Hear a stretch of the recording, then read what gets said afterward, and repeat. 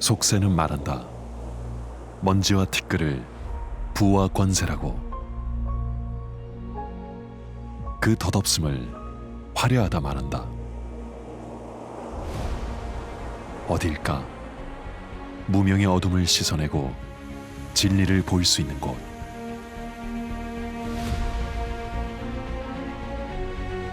이곳에서 나의 신념은 어리석음이 되고 나의 야망은 아집이 된다.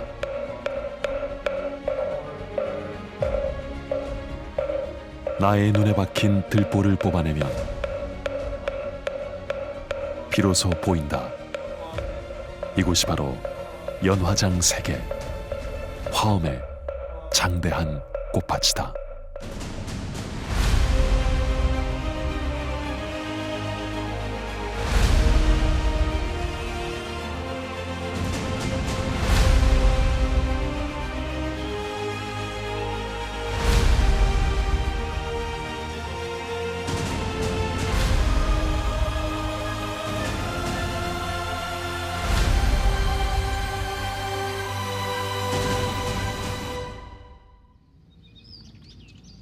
아름다운 사찰로 손꼽히는 유네스코 세계유산 부석사.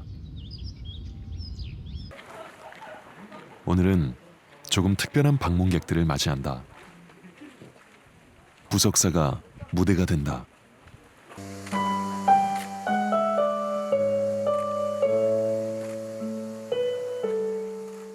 잔잔한 선율과 함께 시작된 공연. 발레리나의 몸짓은 화엄을 상징한다. 이 부석사가 그 화엄 사상의 시작점입니다. 그래서 오늘 여러분과 저는 이 부석사를 올라가면서 선묘의 이야기도 같이 나누고요. 또 불교에서 말해주고 있는 그런 이야기들을 같이 여러분과 나누려고 합니다. 일막이 끝나면 무대 장치를 바꾸는 대신 관객이 다음 무대로 옮겨간다. 일주문에서 무량수전까지 모두 10개의 무대가 하나의 공연으로 완성되는 가무국 선묘. 천왕문 아래에서 펼쳐지는 비보이들의 공연은 사천왕의 위용을 상징한다.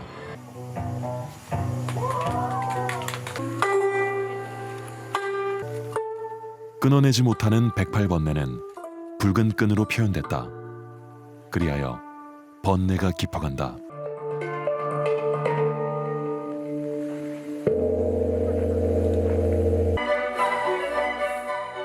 깨달음을 얻은 자는 극락에 오른다. 온 우주가 하나의 꽃이라는 화엄 사상을 군무로 표현하는 무용수들. 선묘는 천년의 바위가 되어 부석사에 깃든다.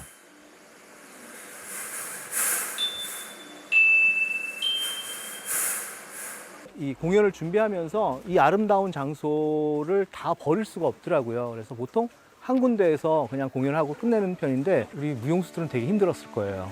왜냐하면 이제 극장에서 이렇게 조명을 받고 이렇게 춤을 추는 게 익숙해져 있는데 저는 개인적으로는 너무너무 좋았어요. 왜냐하면 이 공간이 정말 저는 너무 흠뻑 반했고요. 이 공간에서 춤을 출 수 있다는 자체가, 작품을 만들 수 있다는 자체가 참 행복이었습니다. 하품 하생에서 상품 상생까지 세상은 아름답지 않은 곳이 없다. 무명을 깨치려는 우리들의 번뇌도 아름다운 춤사위고 남을 향한 작은 보살심들이 속세라는 진흙밭에서 반짝거린다. 육도 중생이 모두 부처로 보이는 곳, 그곳이 바로 화엄의 세계다. 부석사는 경관으로서만 뛰어난 도량이 아니라 바로 사상을 그대로 담고 있는 절이라고 하는 거지요. 화엄 사상을 그대로 담고 있다라고 하는 얘기입니다. 그래서 크게 보자면은 9단 또는 10단쯤이 되는데 10단이라면은 화엄의 보살도의 중심인 십지 한 단계 한 단계 이렇게 수행해 쌓아 올라가는 거라고 해석할 수도 있습니다. 화엄 사상을 바탕으로 가람을 배치한 화엄 종찰 부석사. 무량수전에는 그 배경을 아는 이들을 의아하게 만드는 풍경이 있다. 바로 주불전에 모신 아미타불이다.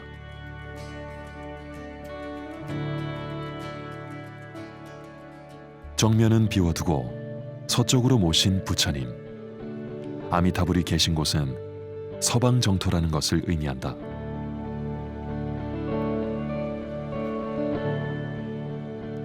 화엄을 상징하는 부처는 비로자나불인데 항마 촉진을 하고 있는 아미타 부처님. 왜 이런 부조화가 탄생했을까? 아마도 그 부석사가 의상 스님이 만든 화엄 사찰인데 어떻게 무량수전이라는 정각이 있고 거기에 또 이렇게 아미타불을 주존으로 모실 수가 있느냐, 이게 가장 큰 것 같아요. 근데 아마도 화엄학하고 아미타불하고 크게 상관이 없다고 생각할 수도 있지만 또 어떻게 보면은 그 화엄경 안에 특히 이제 그 입법계품 같은데 보면은 보현의 10가지 행원을 잘 닦으면은 죽은 다음에 보현보살이 맞으러 와서 극락세계로 가고 극락세계에서 아미타불이 맞아주고 수기를 받고 그 다음에 연화장세계를 이렇게 그 수행을 하면서 나중에 이제 부처가 될 수 있다라는 이제 이야기가 나오기 때문에 화엄학 안에서도 아미타불은 긴밀하게 관련이 돼 있는 것 같아요. 누구든 그 이름을 10번만 부르면 영원한 생명이 있는 서방 정토로 데려간다는 아미타 부처님. 의상대사가 본 것은 삼국시대 통일전쟁에 희생된 민초들이 아니었을까. 계속되는 전쟁에 지친 이들은 믿고 의지할 대상이 필요했을 것이다. 어떤 믿음의 힘이라는 거는 굉장한 어떤 그 파워를 지닐 수가 있기 때문에 이 가르치는 방식은 달라도 어떤 지성의 길을 가든 믿음의 길을 가든 그 종착점은 둘이 아닌 하나라는 그런 가르침이기 때문에 이 부석사에 이제 아미타 부처님이 모셔져 있고 그것이 주 법당이 된 것은 아마 배우는 사람들의 근기를 의상대사가 배려하지 않았나 하는 생각이 듭니다. 그래서 부석사의 가람 배치는 두 가지 방식으로 해석한다. 화엄 십지와 아미타 정토 신앙이다. 정토 경전에서는 극락세계가 구품연화 세계로 되어 있는데 중생의 근기에 따라서 크게 상중하 크게 세 개로 나누고 또 각각을 또 상중하로 나눠서 삼삼은 구 해서 이제 구품연화 세계가 묘사되어 있는데 천왕문 지나서 처음 맞이하게 되는 대석단이 하나 있습니다. 거기가 지금 회전문이 복원되어 있는데 하에 해당하는 곳입니다.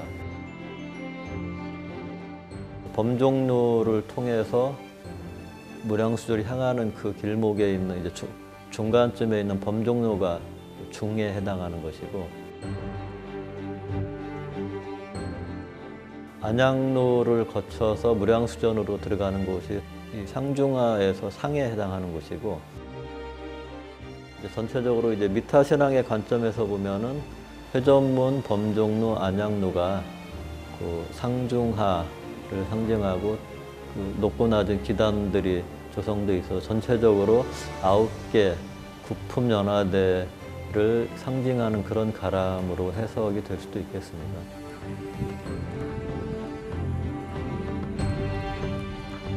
해동에 세우는 최초의 화엄 사찰. 그 절터는 어떤 모습이어야 할까?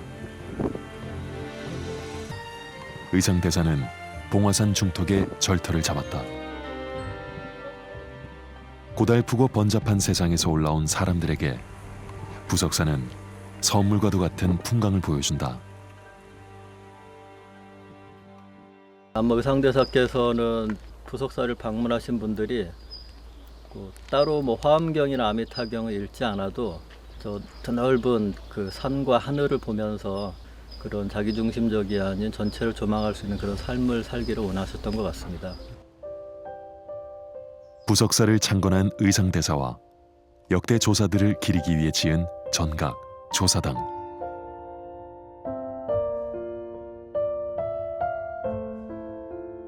조사당에 모셔진 의상대사. 자그마한 체구에 조용한 모습이지만 원효 대사와 쌍벽을 이루던 신라의 대승이었다.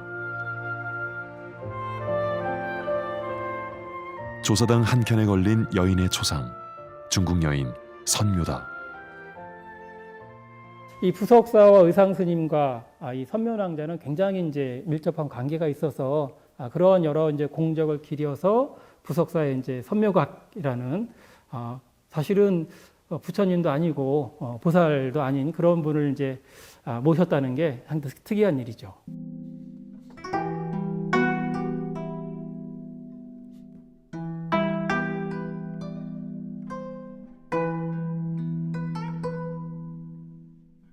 당나라 관리의 딸이었던 선묘는 신라에서 유학을 온 비공자에게 마음을 뺏기고 만다. 하지만 그는 부처님께 귀의한 스님이었다. 사모하는 마음을 접고 대신 불심을 일으켜 의상을 돕겠다는 발언을 한다. 멀리 종남산에 올라 화엄학 연구에 몰두한 의상을 물심양면 도왔던 선묘는 결국 의상의 귀국길에도 함께한다. 아리따운 여인의 모습을 버리고 수호룡이 되어 신라로 넘어온 것.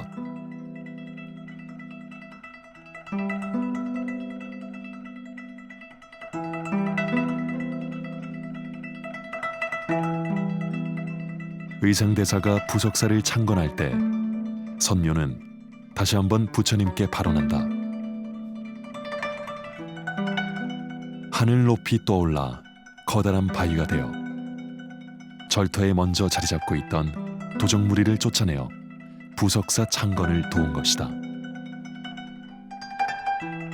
부석사가 뜬 돌, 즉 부석이라는 이름을 얻게 된 배경이다. 첫 번째는 650년 무렵에 두 분이 함께 아마 육로를 통해서 중국에 가고자 했던 것으로 생각이 됩니다. 그래서 고구려 근방을 지나다가 당시에는 바로 삼국이 치열하게 싸우고 있던 때였기 때문에 첩자로 오인받아 가지고 되돌아오게 됩니다. 두 번째는 한 10여 년이 지나서 정확히는 661년에 이번에는 이제 바닷길을 통해서 중국에 가려고 했던 모양입니다. 그래서 지금의 남양만에 있는 당항성, 당나라에 건너가는 곳이라는 얘기죠. 에 가서 마침내 이제 의상 스님은 중국에 건너가게 됩니다. 경기도 화정시, 지금은 육지가 된 넓은 평야는 신라에서 당나라로 가는 배가 다니던 중요한 뱃길이었다. 당항성에 오르면 당시 두 스님의 입당 경로를 살펴볼 수 있다. 이쪽에 동쪽에 있는 이 무덤에서 백공리 이제 고분이라고 그러는데 그 무덤에서 주무시게 되죠. 연불산에서는 그 앞에 바닷물이 다 보입니다. 그래서 거기에 아마 제 원효대사는 여기까지 오셔가지고 의상대사를 보내시고 나서 거기 가서 연불을 했던 그 장소가 아닌가 지금 여러 학계에서도 그렇게 생각하고 있습니다. 통일을 이루면서 당나라로 가는 바닷길을 확보한 신라. 두 스님은 다시 의기투합해 바닷길을 이용해 당으로 가는 계획을 세웠다. 하지만 백공리 고분에서 하룻밤을 지낸 뒤 원효대사는 입당을 포기하고 의상대사 홀로 당으로 가는 배를 타게 된다.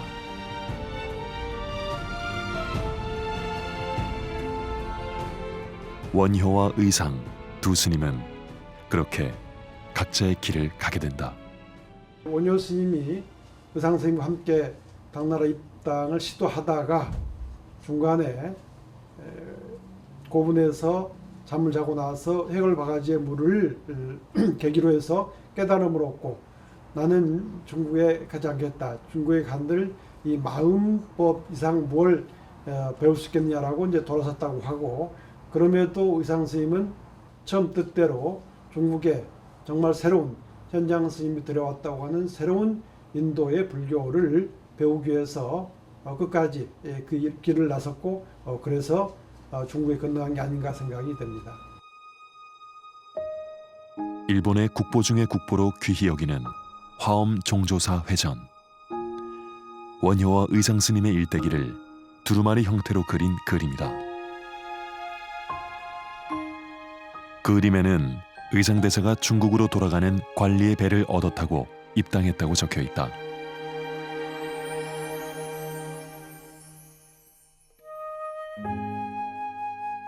입당 직후 의상대사가 찾아간 곳은 그 지역 부유한 관리의 집. 현지 사정을 알아보기 위해서였다. 그 집안에 아주 아리따운 아가씨가 있었습니다. 그래서 신라에서 온 아주 귀공자 타입의 의상생을 보고서 한눈에 반한 거죠. 선묘는 그 마음을 의상에게 고백했고 의상은 단칼에 거절했다. 그래서 선묘 아가씨는 일단 마음이 좀 상했겠죠. 그런데 바로 마음을 고쳐먹었습니다. 아, 저분은 다른 나라에서 불법을 공부하기 위해서 온 분인데 내가 이성의 그런 마음으로 생각해서 되겠느냐. 오히려 저분이 이 당나라에서 공부를 잘할 수 있도록 내가 계속해서 뒷바라지를 해야 되겠다. 뿐만 아니라 생생세세 그분을 위해서 내가 할 수 있는 일을 해야 되겠다. 현장법사의 유식을 공부하기 위해 유학을 결심했지만 당나라에서 새롭게 화엄학을 접하게 된 의상스님. 종남산 지상사로 찾아가 지엄스님을 스승으로 모시고 화엄을 공부하게 된다. 약 10년 동안의 공부를 마친 의상스님은 다시 신라로 귀국한다.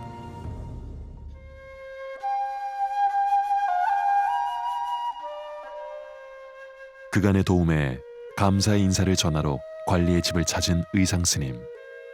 하지만 그 시각 선묘는 집에 없었다. 다급히 의상의 뒤를 따랐지만 배는 이미 떠나버렸다. 섭섭하고 허망하고 속상한 마음을 달랠 길이 없던 선묘낭자.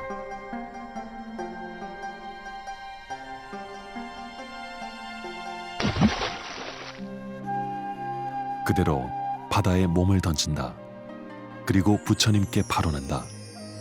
의상이 화엄의 뜻을 이루는데 몸을 바쳐 돕겠노라고. 바다에 빠진 선묘는 용이 되어 떠오른다. 정말 사람이 그 어떤 한 사람에 대한 믿음이 얼마나 크면은 정말 바다에 몸을 던지는지, 이거는 정말 의상 스님이 갖고 있는 크나큰 어떤 자비행 또 무슨 실천행 이런 거를 보고 선묘 낭자가 정말 큰 믿음을 가졌구나. 의상의 수호룡이 된 선묘. 험한 황해 바닷길을 헤치며 의상이 탄 배를 인도하여 무사히 신라에 도착한다.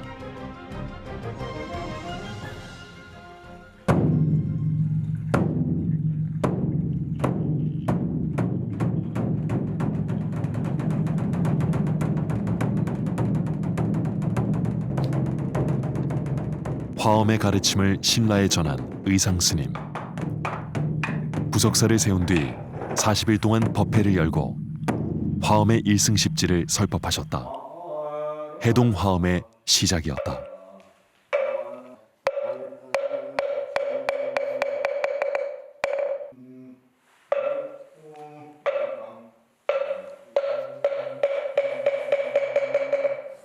그로부터 1000년.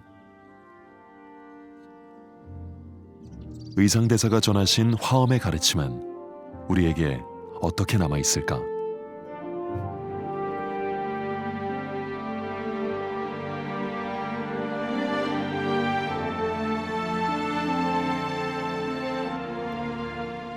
부석사 장경각에는 화엄경을 목판에 새긴 대장경이 보관돼 있다. 화엄경의 풀이본인 40화엄, 60화엄, 80화엄을 모두 소장한 것은 화엄의 말씀을 하나라도 빠뜨리지 않겠다는 제자들의 의지였다. 화엄경이라는 것은 뭐 동아시아 불교, 특히 한국 불교에서 차지하는 비중이라는 것은 뭐 절대적이라고 볼 수 있죠. 그건 왜 그러냐면 그 이전에 불교가 역사적으로 발전돼 왔던 그 모든 사상 체계에 대한 하나의 집대성이라고도 볼 수 있고요. 또 우리들이 알고 있는 그 후에 선사상이라든지 또 대승의 가장 이상적 인간상이라고 할 수 있는 뭐 보살사상, 그 모든 것들이 화엄에서 출발한다고 보시면 됩니다. 화엄은 그 유식을 넘어서 교학의 최고봉이라 일컫는 그런 사상 체계입니다. 기본적으로 우리들의 관계성, 하나와 하나의 관계, 하나와 전체 관계, 이 모두가 다 끊임없는 그런 관계로 맺어져 있고, 그거를 명확하게 파악하는 것이 우리가 깨달음 얻는 길이다. 그리고 그걸 위해서는 끊임없는 실천 행을 해야 한다. 라고 하는 게 화엄 사상의 그 줄거리입니다. 한 줄에 34자씩, 모두 합쳐 634판. 그 광대한 화엄의 세계는 의상스님도 10년을 공부한 분량이다.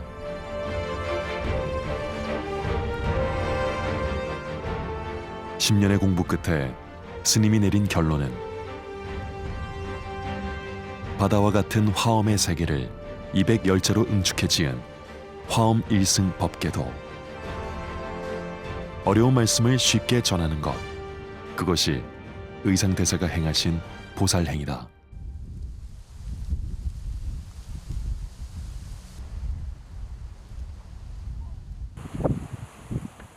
화엄경의 해인산매에서 그 이름을 따온 합천 해인사.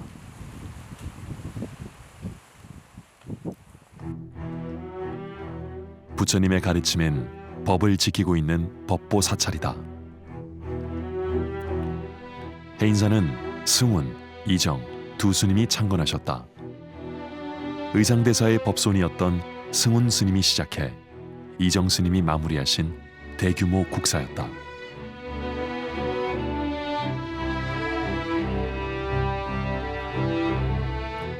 해인사는 화엄의 가르침을 신라에 널리 전하기 위해 세운 화엄 10찰 중 한 곳.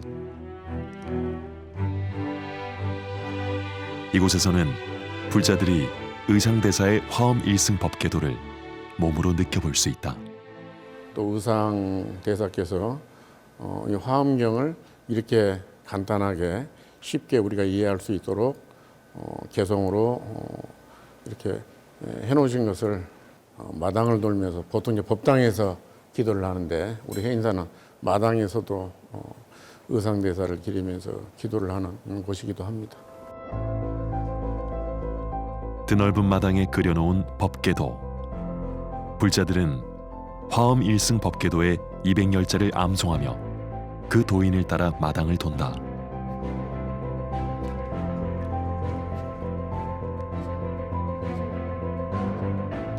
한 글자 한 글자 그 뜻을 마음에 새기며 도인을 돌다 보면 해인산매, 삼라만상의 본 모습이 물에 비치듯 환히 떠오르는 사색의 순간을 맞이한다.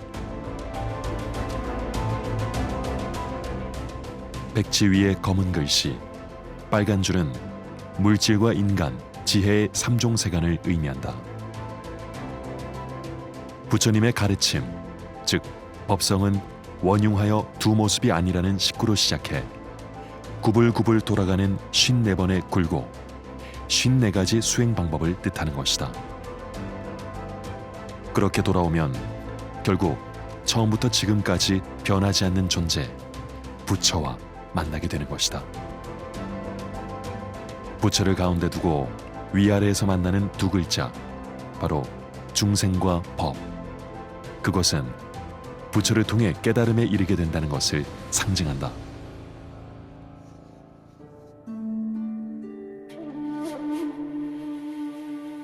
의상대사가 태어나신 곳은 지금의 경주시 구황동이다.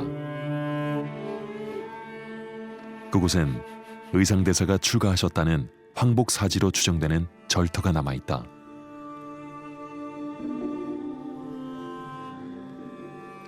구황동은 신라의 한가운데 왕족들이 살던 부유한 동네. 그곳에 자리 잡았던 황복사는 평범한 절이 아니었다. 의장대사가 황복사에서 출가했다는 사실은 그 신분을 알려주는 대목이다. 이런 사찰의 배치 같은 경우에는 현재 경주 지역에서는 확인되지 않는 그런 가람 배치의 양상을 보이고 있어서 황룡사에 버금가는 사찰이 아니라 있을까 싶습니다. 이런 종교적인 기능을 같이 했던 사찰이기 때문에 아마 그 중요성이 신라 사회에서도 크지 않나 싶습니다. 지금으로 치면 강남 한복판에서 태어나 하버드 유학을 다녀온 셈이다. 황복사에 머물며 왕실의 제사를 주관했다면 더 없는 부와 명예를 누릴 수 있는 위치였다. 하지만 의장대사는 귀국 후 얼마 지나지 않아 경주를 떠났다. 의장대사가 본 경주는 어떤 도시였을까? 그 당시 이제 불교가 그 왕실과 귀족들에 의해서 우선 수용이 됐는데요. 그러다 보니까 이제 불교가 그 본연의 모습에서 좀 벗어나서 어떤 국가적인 불교의 모습을 띠고 있었고, 그래서 그 가르침을 펴기 위해서는 그 기성의 기득권층하고 좀 벗어나야겠다는 생각을 하지 않나 하는 이런 추측을 좀 해봅니다.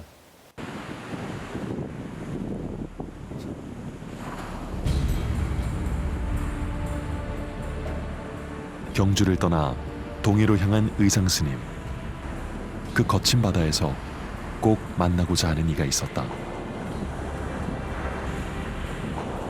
해안가 마을 보타라카 산에 계시다는 관세음 보살이었다. 이 제자는 세세생생 관세음 보살님을 가장 높은 스승으로 모시고 받도옵니다. 천개의 손, 천개의 눈으로 중생을 보살피는 대자 대비심을 갖추셨듯이 저 또한 보살님의 설법을 듣고 중생을 위한 참된 가르침을 함께 따라 돕고 거두렵니다. 이 목숨 바쳐 관세음 보살님께 예배드리옵니다.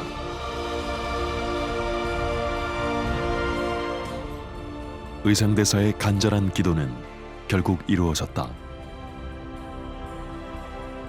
의상대사에게 관세음 보살은 어떤 존재였을까? 세상의 모든 소리를 듣고 그대로 그 바람을 들어주시는 관세음 보살님께 우리가 의지함으로써 우리가 이 세상에서 얻고자 하는, 바라고자 하는 그 바람을 이루고자 하는 그런 이제 소망을 담은 신앙입니다.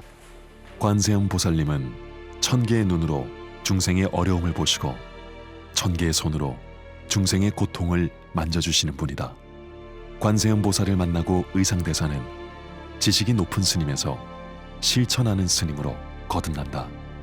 어떻게 보면 화엄을 하신 입장에서는 관음 신앙이라든가 아니면 아미타 신앙 같은 것이 조금 뭔가 이게 분별을 뭐 할 수는 없지만 그거를 방편 삼아서 더 많은 사람들을 이렇게 진리의 세계를 이렇게 끌어안으시려고 하는 그런 모습을 보여주셔서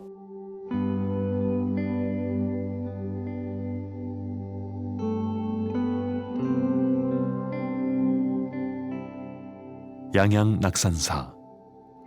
관음을 친견한 의산대사가 관음의 말씀에 따라 대나무가 솟아난 곳에 건립한 사찰이다. 관음보살을 뵙고자 지어 올렸던 의상대사의 기도문 백화도량 발원문은 우리나라 발원문의 효시가 된다. 발원문은 우리 스스로가 어떤 삶을 살아갈 것인지에 대한 다짐이고 불보살님과의 약속입니다. 중생이냐 보살이냐의 가장 큰 차이는 원을 세웠느냐 세우지 않았느냐에 있습니다. 불교의 기도는 받는 것과 주는 것이 둘로 나누어져 있지 않습니다. 보살행을 실천하며 나도 불보살님이 될 수 있다는 믿음을 통해 스스로를 위로하고 중생과 부처가 둘이 아님을 아는 것이 원을 세우고 실천하는 이유이기도 합니다. 때묻고 냄새나는 속세의 욕심을 가득 담은 기도는 발언문이 아니다. 발언문의 핵심은 보살행에 있다. 나를 닦아 남을 구하는 존재, 보살. 의상대사는 관세음 보살을 담고자 했던 것이다. 이 수월관음은 원래 화엄경의 이제 입법 계품 중에서 선제동자라는 동자가 나오잖아요. 선제동자가 구법 여행을 하게 되는데 관음보살을 만나서 질문을 하고 대답을 듣는 그런 장면을 특별히 예를 들면 뭐 지금 사진 찍듯이 찍은 모습이 바로 이제 수월관음도고요. 동양의 모나리자라고 불리는 수월 관음도에는 관세음 보살이 아름다운 여인으로 표현되었다. 그 자비로운 마음이 어머니를 닮아서다. 선제동자는 어린아이, 순진무구한 아이처럼 속세의 때를 벗고 싶은 구도자의 바람일 것이다. 화엄사상이 꽃을 피운 고려시대엔 수월 관음도가 대유행이었다.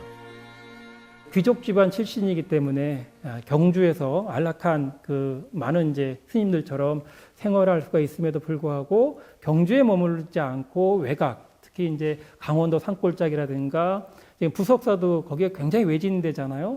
그런 외진데에서 실천행을 행하셨다는 것은 이 선제동자가 인도 각지를 다니면서 많은 이제 선지식을 찾아다닌 거하고 아마도 의상 스님은 자신을 선제동자와 가능하면 선제동자가 되고 싶은 마음이 아니었을까.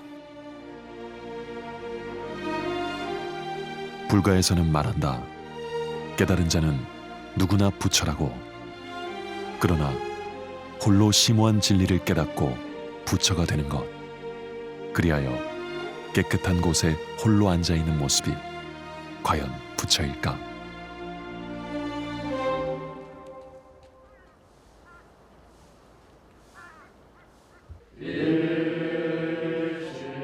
의상대사가 전하고자 했던 화엄의 정수는 바로 보살행에 있었다.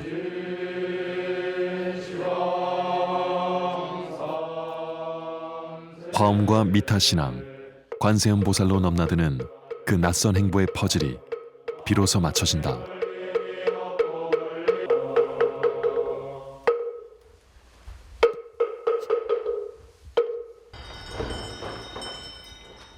경주를 떠난 의상대사처럼 속세의 화려함을 벗어놓은 출가자들이 모이는 곳. 의상대사의 화엄 사상은 이곳 승가대학을 통해 젊은 스님들께 전해지고 있다. 그때 시방의 모든 부처님이 다 오른손을 펴서 금강장보살의 요리를 얻어간 것이다. 승가대학 4년간의 공부. 마지막 해가 되면 드디어 화엄경을 배운다. 화엄의 가장 중요한 가르침이라고 할 수 있는 것은 중중무진입니다. 이사무예이면서 사사무예이듯이 낱낱이자 개개인으로 존재하지만 그 안에서는 여실하게 모두가 불성존자로서 그리고 부처님의 제자로서 하나 되어 있는 형태이다. 즉 성천 스님께서도 말씀하셨듯이 산은 산이요 물은 물이지만 그 안에 있는 산은 산이라는 존재가 결국 개인으로 존재하는 산이 아닌 모두가 다 어우러져 있는 자연 법계 속의 산이기 때문에 즉 그 산과 나와의 차이점도 없고 여기 있는 도화스님, 독림스님 모두가 다 따로따로 존재하지만 그 안에 우리가 다 연기적 관계, 인과적 관계로서 존재하고 있기 때문에 그 안에서 해인산매, 즉 중중무진의 관계로서 들어있는 것이라고 볼 수 있는 것이죠. 맨 마지막에 화엄경을 배우는 이유. 화엄경이 어려워서가 아니다. 그 실천이 어렵기 때문이다. 보살이 십지에 대한 보살 십지가 어떻게 수행해 나가고 어떤 과정을 밟아 출가해서 기본 교육 과정에서 수많은 경전을 배우고 익히지만 결국 마지막 최종장은 화엄인데 그 화엄에서 또 얘기하는 최종장은 결국 실천이라는 거죠. 그것도 막연한 형태의 개인적인 실천을 얘기하는 게 아니라 세상 속으로 들어가라는 거죠. 중생 속에서 중생과 같이 고민하고 동사섭할 수 있는 그러한 형태의 수행자가 가장 불교가 꿈꾸는 대승이 얘기하는 화엄에서 얘기하는 가장 이상적인 인간상이다. 이렇게 얘기할 수 있습니다. 세상 속에서 중생과 함께하는 수행자. 의상대사는 그것이 어떤 모습인지 직접 보았다. 삼국 통일을 이룬 문무왕이 외세의 침입을 막기 위해 큰 성을 쌓는다는 소문이 돌자 의상대사는 경주로 달려갔다. 만약에 정치가 바르면은 땅에다가 줄을 그어놓고 이걸 넘어가지 마시오 해도 사람들이 다 따르겠지만은 만약에 정치가 바르지 않으면은 아무리 성을 쌓은들 그게 무슨 의미가 있겠습니까? 중요한 것은 바른 정치를 하는 것이지 이렇게 성을 쌓고 더군다나 지금 전쟁을 치르면서 모두 다 힘들어하고 있는데 다시금 또 그런 큰 일에 백성들을 동원한다. 이것은 잊지 마지 않는다라고 얘기를 했고 그것이 받아들여져서 축성 사업을 중지했다고 하는 겁니다.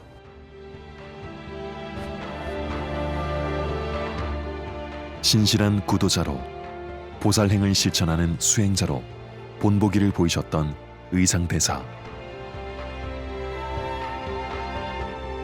왕과 왕비가 직접 찾아가 인사를 올리는 큰 스승이었다. 세상은 그를 화엄행자, 열의 화현이라고 칭송했다. 즉 부처님 그대로의 모습이었던 것이다.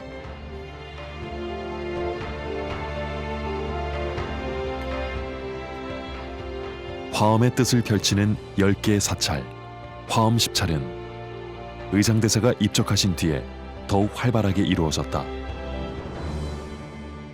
의상대사는 정말 처음부터 끝까지 철저한 그 구도자와 수행자의 자세로 살았습니다. 그래서 자신은 물론이고 제자들에게도 철저하게 그런 실천행을 강조했던 것이고 그래서 우리는 의상이 이끌었던 신라 화엄의 특색을 바로 이 실천행이 강조되는 이런 교단 활동이라고 보기도 합니다.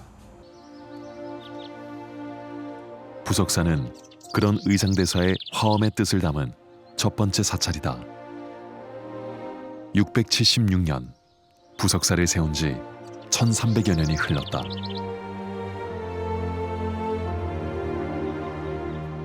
이제 사람들은 대사의 말씀을 잊은 채 아름다운 절 부석사로 소풍을 온다.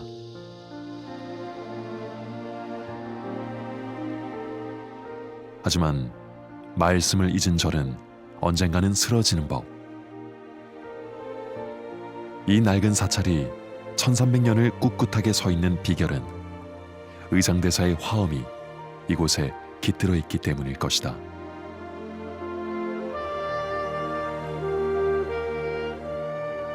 게으른 자, 정진하는 자, 깨달은 자, 어리석은 자 모두가 알 수 있게 무량수전 앞마당에 펼쳐놓은 화엄의 진리. 우리는 항상 나는 이제 부처가 아니고 중생이다라는 생각을 가지고 있고 나는 지금 나는 완벽하지 않고 지금 뭔가 부족해. 그러니까 이런 생각을 가지고 있고 근데 이제 깨달은 분들의 관점에서는 그 부족했던 그 모습이 진리의 완전한 드러남이었다는 걸 알게 되면은 더 이상 그 부족한 모습에 대해서 뭐 열등감을 갖거나 뭐 어떤 불편함을 느끼거나 불만족을 느끼지 않는다는 그런.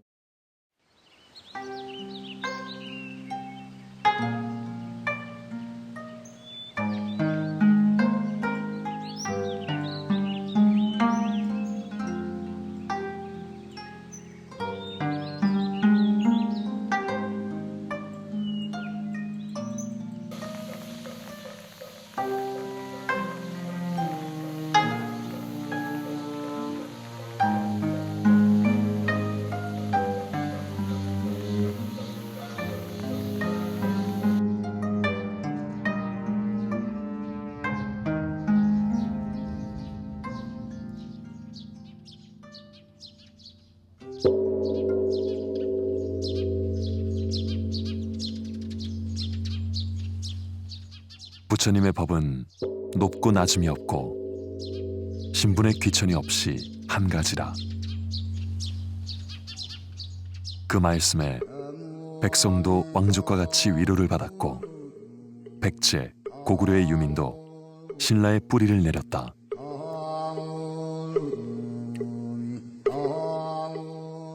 의상대사는 걸치던 가사 바로와 지팡이를 남겨두고 사리탑 하나 없이 열반에 드셨다.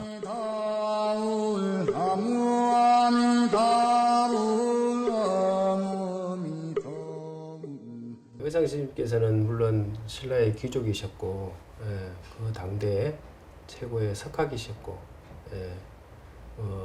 세상의 모든 풍요와 부를 다 누릴 수 있는 분이었음에도 불구하고 의상 스님의 일대기를 이렇게 보면은 결코 이제 쉬운 길은 가시지는 않은 것 같아요. 굉장히 어려운 길들을 가셨고 그 어려운 길을 가시면서도 항상 확신에 있었던 것 같고요. 어떤 진리라는 것이 뭐 죽은 다음에 아니면 미래에 그런 것이 아니라 우리 삶 속에서 지금 여기의 삶 속에서 그 펼쳐지는 것이고 또 그것을 우리들에게 아주 간절하게 전하고 싶어 하셨던 그런 삶을 사신 분이 아닌가 하는 생각이 듭니다.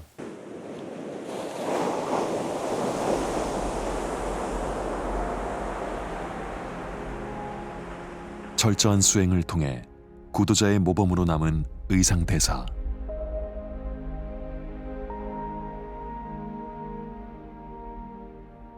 지식이 아닌 자비심으로 홀로 부처가 되기보다는 중생에게 손을 내미는 보살의 길을 택했다. 대문마다 금태를 둘렀다는 전설이 전해질 만큼 화려했던 경주의 사찰들. 모두가 역사 속으로 사라졌지만 부석사는 남아 의상대사의 향기를 전하고 있다.